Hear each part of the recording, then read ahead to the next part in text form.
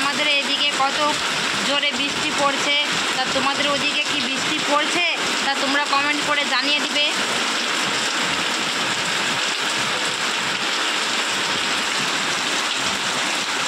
আর মেঘটা দেখো পুরো অন্ধকার করেই আছে।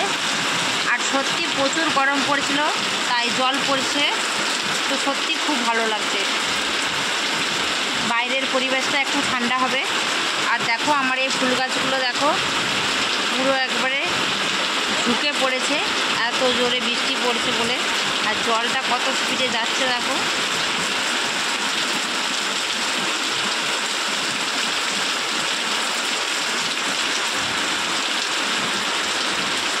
ঠিক আছে গাইস, টাটা।